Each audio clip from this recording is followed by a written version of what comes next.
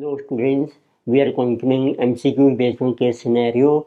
This case scenario is based on determination of a transaction price under Ind AS 115. So here our main component of transaction price is financing element. So first let us see its theoretical concept, how to make adjustment of financing element in transaction price. So then we will discuss our scenario. So like we know that when products are transferred to a customer, but consideration is delayed or received in advance, then difference between current, which is also called the spot price, and consideration, which is called the transaction price, is treated as a finance, which means interest as income or expense. तो it means कई बार आपने देखा है कि product आपने transfer कर दिया है तो उसका जो कंसीडरेशन है वो आपको फ्यूचर में रिसीव होगा, या अभी आपने एडवांस रिसीव कर लिया कस्टमर से बट अभी प्रोडक्ट आपने ट्रांसफ़र नहीं किया है, तो उस केस में जो डिफरेंस आ रहा है आपका, तो उसके लिए फिर आपको फाइनेंस या इंटरेस्ट इनकम और एक्सपेंस आपने रिकॉग्नाइज करने हैं अपनी बुक्स में। तो देखते हैं अब इसमें आपके देखो दो केसेस बनते हैं। नंबर 1 केस है पेमेंट आपकी डिले हो गई है बट वो product has been transferred. Product आपने ट्रांसफ़र कर दिया कस्टमर को और पेमेंट आपको फ्यूचर में रिसीव होगी और जो मिनिमम डिले है it should be more than 1 year.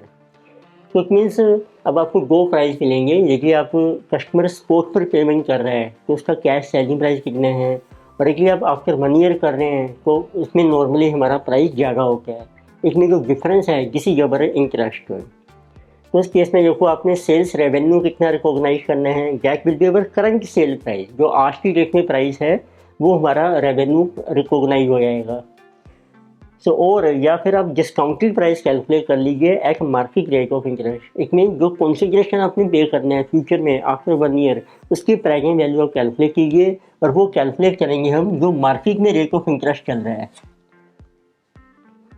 तो इट मीन्स अब ये आपका रेवेन्यू बन जाएगा।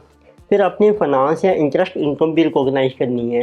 अब वो जो आपने शो किया है आज की डेट में जो रेवेन्यू है तो ये हम रिसीवेबल शो कर देंगे। तो उसके ऊपर अब आपका जो मार्केट रेट चल रहा है उसके बेस पर इंटरेस्ट हम रिकॉग्नाइज करके रहेंगे।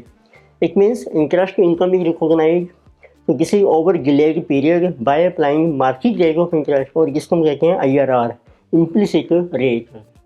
तो कई बार होता है हमें IRR कैलकुलेट करना पड़ता है, फ्यूचर की वैल्यू हमें दे रखी है और करंट सेलिंग प्राइस भी दिए है, तो उनकी प्राइसिंग वैल्यू को इक्वल करना है। जिस रेट पे इक्वल हो जाएगी वो बन जाएगा आपका इम्प्लिसिट रेट ऑफ रिटर्न। तो उसके बेस पर आप अपनी इनकम रिकॉग्नाइज कर सकती हैं। तो सेकंड केस है पेमेंट आपने रिसीव कर लिया एडवांस में बट अभी प्रोडक्ट आप ट्रांसफ़र करेंगे फ्यूचर में, तो उस केस में और जो फ्यूचर का पीरियड है किसी आल्सो मोर देन 1 ईयर, तो उस केस में अभी आपने प्रेजेंट टाइम में सेल्स रेवेन्यू जो है इसको रिकॉग्नाइज नहीं करेंगे हम। It will be recognise at nil value on contract date. तो सेकंड पॉइंट है कि जो आपने अब एडवांस रिसीव किया है उसका क्या ट्रीटमेंट होगा, उसको हम शो कर देंगे एज ए फाइनेंशियल लाइबिलिटी। तो वो एक तरीके से एडवांस फ्रॉम कस्टमर माना जाएगा which is our loan payable. तो उसके ऊपर अब आपको इंटरेस्ट एक्सपेंस रिकॉग्नाइज करना है क्योंकि लोन ड्यू हो गया हमारी बुक्स में, और इंटरेस्ट एक्सपेंस हम रिकॉग्नाइज करेंगे on the basis of seller entity की जो बोरोइंग कॉस्ट है। इसमें मार्केट रेट नहीं लेंगे अब हम, जो हमारी बोरोइंग कॉस्ट है सेलर एंटिटी की उसके बेस पर आपने इंटरेस्ट एक्सपेंस रिकॉग्नाइज करना है। फिर आपका सेल्स रेवेन्यू रिकॉग्नाइज हो जाएगा जब आप प्रोडक्ट को ट्रांसफ़र कर देंगे। It means when performance obligation is satisfied उस टाइम हम अपना रेवेन्यू रिकॉग्नाइज कर देंगे। बाकी अभी हम एक एग्जाम्पल पूरा फुल क्वेश्चन करेंगे, उससे ये दोनों कॉन्सेप्ट आपको क्लियर हो जाएंगे। तो दोनों ही पॉइंट्स मैंने एक ही क्वेश्चन में कंसीडर कर लिए हैं। तो अब देखते हैं कुछ इंपॉर्टेंट पॉइंट्स होते हैं। कुछ केसेज में हमें इंटरेस्ट को रिकॉग्नाइज नहीं करना है। इट मीन्स नो फाइनेंस और interest element is adjusted in following cases. तो वो कौन से केसेज हैं? नंबर 1, जब डिले हो रहा है आपका is at discretion of customer but price is fixed that is no discount for spot payment. Customer ने खुद ही रिक्वेस्ट किया कि मैं डिलीवरी बाद में लूँगा, या उस केस में क्या होगा जो प्राइस है आपका फिक्स है तो उसमें कोई इंटरेस्ट एलिमेंट नहीं आएगा। सेकंड पॉसिबिलिटी है timing of consideration depends upon future uncertain events. आपकी पेमेंट डिले हो रही है तक वो फ्यूचर के अनसर्टेन इवेंट्स हैं उसके रीजन पे। It mean that is delay is because of uncontrollable events. फिर जो डिफरेंस आएगा हमारा जो टाइम गैप का, तो उसमें हमने इंटरेस्ट को रिकॉग्नाइज नहीं करना है। थर्ड पॉसिबिलिटी है difference in current price and future price is due to protection from default by customer. अब कई बार होता है सेलर ने जब गुड्स सेल किए हैं कस्टमर को, तो सेलर से क्या कि you make spot payment immediately, यदि आप फ्यूचर में डिले करते हैं तो हम आपसे ज़्यादा प्राइस चार्ज करेंगे, क्योंकि अब आपको रिस्क है कि कस्टमर में मेक डिफॉल्ट, इट मीन जिसे नॉट इंटरेस्ट एलिमेंट, तो उस केस में फिर हम इंटरेस्ट को रिकॉग्नाइज नहीं करेंगे। अब हम डिस्कस करते हैं सिनेरियो इसके बेस पर। तो जो हमारे MCQ बेस्ड सिनेरियो हैं, इनका बेसिक पर्पज़ है कि आपके इंपॉर्टेंट टॉपिक्स कवर हो जाएं और आप अपनी फुल सिलेबस क्विकली रिवाइज कर सकते हैं। And when you are doing these question you will also get good practice to solve problems in exam. So now let us discuss case scenario. So data given in this scenario is, so ST Limited has entered into a contract with the customers during current financial year to sell its products as given below. Different contracts हमने किए हैं enter with customer. So first it is given that contract with customer AB. So ST Limited has entered into a contract with customer AB to sell equipment. Control of the equipment is to be transferred to the customer at inception of the contract. It means that is when the contract is signed.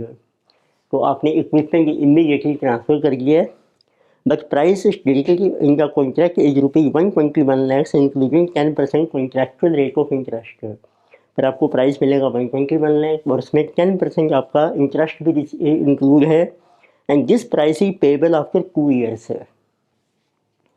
For your cash selling price of the equipment is ₹100 lakhs and the cost of the product equipment to the company is ₹80 lakhs। अब इसी के base पर आपको देखो 2 MCQ आपको mention किए हैं। Number 1 is determine amount of sale revenue to be recognised by ST Limited so at inception of the contract with customer AB and interest income to be recognized at end of first and second year if contractual rate of interest of 10% reflects the market rate in a separate financing transaction। तो उस case में यह है कि जो आपका contractual rate of interest है वही आपका मार्केट रेट ऑफ इंटरेस्ट है, तो उसी के बेस पर आपने अपनी डिस्काउंटेड वैल्यू कैलकुलेट करनी है, या जो भी इंटरेस्ट इनकम है या एक्सपेंस है वो आपने कैलकुलेट करना है। तो पहले डाटा देखते हैं, ड्रॉ करके हैं, तो आपको जो मेंशन किया है ST Limited है, तो it has entered into contract so with customer so AB, और आपने ट्रांसफ़र करना है टू सेल इक्विपमेंट। अब उसका प्राइस आपको दिया है, तो अपने इक्विपमेंट जो है वो ट्रांसफ़र करने हैं, price is ₹121 lakh and to be paid after 2 years। Price is ₹121 lakhs, but इनकी selling price is given ₹100 lakhs। तो जीरो पीरियड में जब आप कॉन्ट्रैक्ट साइन कर रहे हैं तो this is also given current sale price given ₹100 lakhs। इसमें हम इंटरेस्ट भी चार्ज कर रहे हैं कस्टमर को, उसका रेट ऑफ इंटरेस्ट आपको मेंशन किया है which is given as contractual rate of interest, और यही आपका मार्केट रेट ऑफ इंटरेस्ट है फर्स्ट केस में, जिस इज गिवन 10% पर एनम। अब ये जो आपने इक्विपमेंट सेल किया है इसकी जो कॉस्ट है, cost to ST company ST Limited, जिस is given ₹80 lakhs। Now let us see MCQ number 1। तो आपको डिटरमिन करना है फर्स्ट ऑफ ऑल कि आज की डेट में आपका कितना प्राइस है, सेल रेवेन्यू कितना रिकॉग्नाइज होगा, तो उसकी आपको एंट्री बन जाएगी receivable account debited to sale revenue account. तो अब आपने जो 121 लाख आपको मिलेगा 2 साल के बाद, उसकी कैलकुलेट कीजिए प्रेजेंट वैल्यू, इसी 121 लाख, मार्केट रेट है आपका 10% रेस टू पावर 2, तो दिस इज कमिंग ₹100 lakhs। तो 100 लाख से आपको दिया है करंट सेल प्राइस, तो इसीलिए इसका जो डिफरेंस है इम्प्लिसिट रेट ऑफ इंटरेस्ट भी हमारा 10% बन रहा है। तो आज आपने एंट्री कर देनी है, रुपीज़ आपके लैक्स में चल रहे हैं, तो दिस विल बी 100, बट इसकी जो कॉस्ट थी वो थी आपकी 80 lakhs। इट मीन्स अब आप एक और एंट्री पास कर लीजिए। अब ये जो कॉस्ट ऑफ जो गुड्स सोल्ड है हमारी वो हमें मेंशन की है जिसी जबर 80 lakhs, तो उसकी एंट्री बन जाएगी cost of goods sold account debited to inventory account, जो आपके पास स्टॉक पड़ा है उसकी वैल्यू रिड्यूस हो जाएगी, दैट विल बी बाय 80। अब आप देखेंगे पीएनएल में सेल रेवेन्यू आपका क्रेडिट साइड में चला जाएगा, सीओजीएस डेबिट साइड में आ जाएगी, तो आपका प्रॉफिट राइज हो जाएगा बुक्स में 100 माइनस 80 20 लाख से। फिर आता है ये आपका चल रहा है करंट ईयर।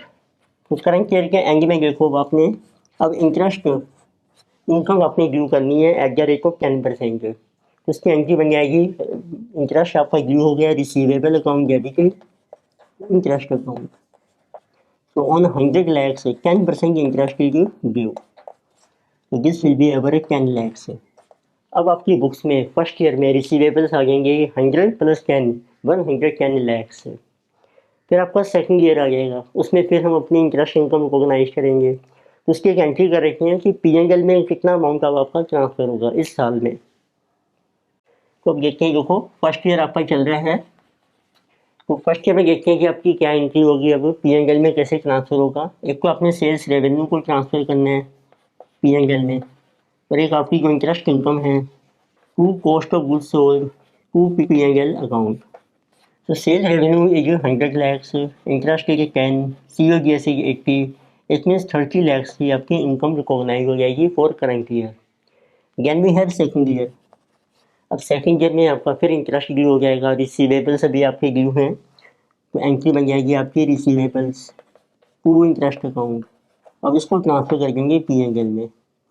अब आपके देखो बुक्स में रिसीवेबल हैं 110 lakhs, उसके ऊपर आपकी इंटरेस्ट इनकम ड्यू हो जाएगी, तो किसी के ऊपर 11 lakhs। तो इनकम आ गई आपकी पीएनएल में 11 lakhs। अब आप अमाउंट रिसीव कर लीजिए। अब अपने प्रोजेक्ट जो है पहले ट्रांसफ़र कर दिया, मनी जो ड्यू है आपकी 121 लाख आपको रिसीव हो जाएंगे। उसकी एंट्री बन जाएगी bank account debited to receivable account, that will be 121 lakh. पर अब देखो एमसीक्यू में आपको क्या पूछा था, उसमें सिर्फ यही पूछा था आपको कि कितना अमाउंट ऑफ रेवेन्यू आपने रिकॉग्नाइज करना है at the time of contracted income, और कितनी इंटरेस्ट इनकम होगी फर्स्ट और सेकंड ईयर में। तो आपका आंसर है रेवेन्यू का आपका 100 lakhs, इंटरेस्ट इनकम के 10 लाख फर्स्ट ईयर में, फिर 11 लाख है आपकी सेकंड ईयर में। So now you can see which option is correct. Answer is option number B is correct. So answer is option B. Next we have second MCQ. So in this case they are asking, determine the amount of sale revenue to be recognized by ST Limited at inception of the contract with customer AB. So and interest income to be recognized at the end of first and second year if contractual discount rate of 10% does not reflect the market rate in a separate transaction, but market discount rate is 15%। तो same question है, contract आपने किया है customer A B के साथ है।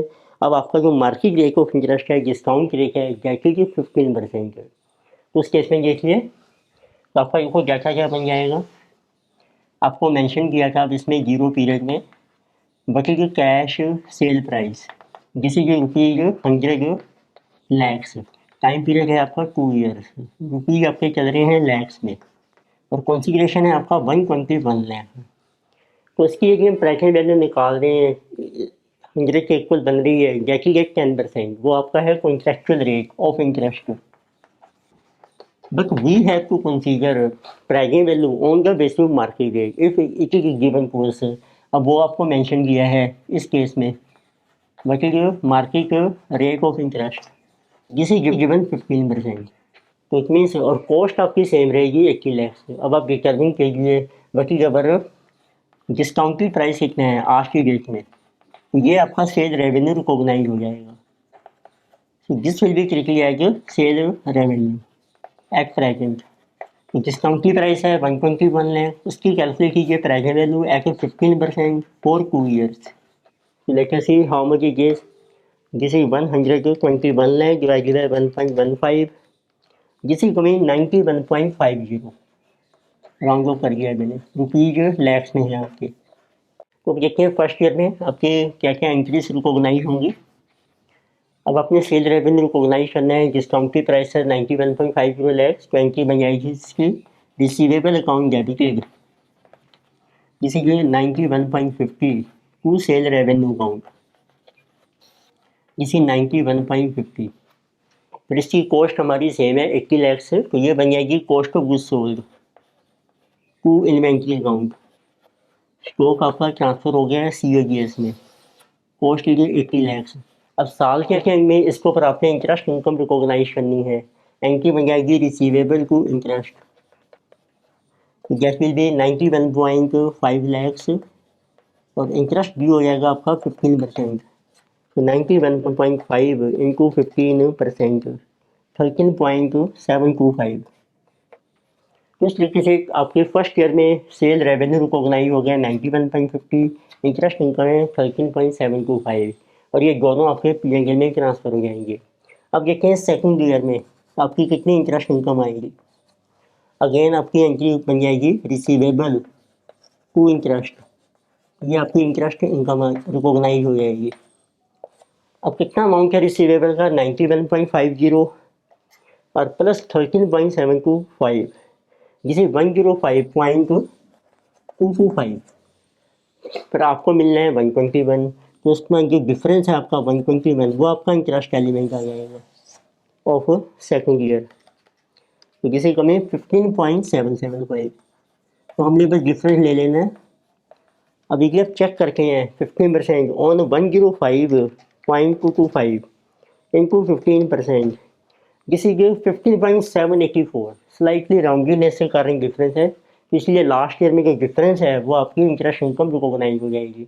अब ये आपकी पी&एल में ट्रांसफर हो जाएगी। अब आप कॉन्सिडरेशन रिसीव कर लीजिए कस्टमर से, एंट्री बन जाएगी बैंक टू रिसीवेबल। तो how much amount is due, amount same है आपका 121 लाख इज ड्यू। तो आपके आंसर्स हैं, इनका beginning of first year revenue है 91.50, फिर इंटरेस्ट इनकम है 17.25, सेकंड ईयर की इंटरेस्ट इनकम है 15.775 and you can see which option you correct. Answer is option number C. So answer आ जाएगा आपका option number C is you correct. Next we have MCQ number 3. So in this case we have to determine the amount of sale revenue and interest income or expense to be recognized for contract with customer CD. तो customer CD के साथ देखिए आपको mention किया है, तो it is given गया कि SK लिमिटेड सोल्ड फर्नीचर और ₹4 lakh to a customer CD, the payment against which will be receivable after 12 months with interest at the rate of 3% per annum. तो आपने फर्नीचर सेल किया है पर आपको पेमेंट मिलेगी 1 साल के बाद और उसमें आपको प्लस इंटरेस्ट भी मिलेगा and market interest rate on the date of transaction ही 8% पर एनम। तो इट मीन्स अब आपको देखना है कि वट जबर सेल रेवेन्यू कितने हैं और इंटरेस्ट इनकम इसमें कितनी है। तो आपको इनको मेंशन किया है पूरे के 0 टाइम पीरियड। एक आपने फर्नीचर सेल किया है, तो furniture sold ₹4 lakhs, but payment आपको मिलनी है after 12 months means after 1 year। और इस केस में आपको इंटरेस्ट भी मिलेगा प्लस 3% इंटरेस्ट विच इज 12,000। तो इट मीन्स टोटल जो कंसीडरेशन है जो आपको मिलना है आफ्टर 1 year जिसे 4,12,000। पर जब आपने सेल रेवेन्यू रिकॉग्नाइज करना है क्योंकि ये आपका मोर देन 1 year है, तो अब आपने इसकी कैलकुलेट करनी है प्रेजेंट वैल्यू। तो what is our sale revenue at present, जिसे आल्सो कहा गया एट इंसेप्शन ऑफ कॉन्ट्रैक्ट, जब आप कॉन्ट्रैक्ट एंटर कर रहे हैं। How much is our sale revenue, so that will be discounted value. तो वो आपको लेनी है discounted value on the basis of market rate of interest. It means आपने 4 लाख कंसीडर नहीं करना है क्योंकि हमारा इंटरेस्ट एलिमेंट एक्स्ट्रा है जो हम रिसीव कर रहे हैं। अब मार्केट का जो डिस्काउंट रेट आपको ये वो है 8%। तो इट मीन्स आपकी सेल वैल्यू बन जाएगी आज की डेट में 412,000, उसकी प्रेजेंट वैल्यू कैलकुलेट कीजिए आप eight 8% for 1 year। So let us see how much is this value, 412,000 divided by 1.08, so this is 381, 481। अब इसकी आप एंट्री कर सकते हैं। तो आज की डेट में देखो एंट्री बन जाएगी बिगनिंग ऑफ ईयर में रिसीवेबल टू सेल रेवेन्यू। तो सेल रेवेन्यू है आपका 381,481, इसके ऊपर 8% कैलकुलेट कीजिए इनटू अवर 8%, जैसे कि 30,518,519 वी कैन से, क्योंकि डिफरेंस है वो आपका इंटरेस्ट एलिमेंट है। तो एंड ऑफ ईयर में आपको एक और एंट्री करनी है रिसीवेबल टू इंटरेस्ट इनकम। ये हम सेपरेटली इसलिए शो करते हैं, ये सेल से रिलेटेड इनकम है, इंटरेस्ट इनकम आपकी अदर इनकम में काउंट हो जाती है। तो how much is this one, so this will be ever 412,000 minus 381,481, जैसे 30,519। अब ये आपका रेवेन्यू और जो भी इंटरेस्ट है ये आपका P&L में ट्रांसफ़र हो जाएगा। नाउ यू कैन सी तो गो इनकम है sale revenue and from interest. So which option is correct? So answer is our option number A. So option A is correct. Next we have fourth MCQ. So in this case they are asking determine the amount of revenue to be recognized from contract with the customer EF. तो अब देखते हैं contract जो हमने किया है with EF उसमें आपको मेंशन किया है ST Limited enters into a contract with the customer EF to sell an asset. Control of asset will be transferred to the customer in 2 years. तो आपने कॉन्ट्रैक्ट किया है आज पर हम कंट्रोल ट्रांसफ़र करेंगे ऐसे का after 2 year jet performance obligation will be satisfied at a point in time. Contract include 2 alternative payment option. अब पेमेंट के 2 ऑप्शन हैं। Payment of 5,000 in 2 years when customer obtains control of asset और customer can make payment of ₹4,000 when the contract is signed. तो आप 5,000 की payment कीजिए after 2 year या फिर आज ही पेमेंट कर लीजिए 4,000 की। बट कस्टमर इलेक्ट्स टू पे ₹4,000 when the contract is signed. पर कॉन्ट्रैक्ट कस्टमर ने आज ही एडवांस में पेमेंट कर दी है लेकिन अभी हम ऐसे ट्रांसफ़र करेंगे 2 साल के बाद तो ये आपका एक तरीके से एडवांस माना जाएगा from customer which will be recognise financial liability in books. अब इसमें जो मेंशन किया है जब फाइनेंशियल लायबिलिटी आ जाएगी उसमें अब आपने इंटरेस्ट की कॉस्ट रिकॉग्नाइज करनी है।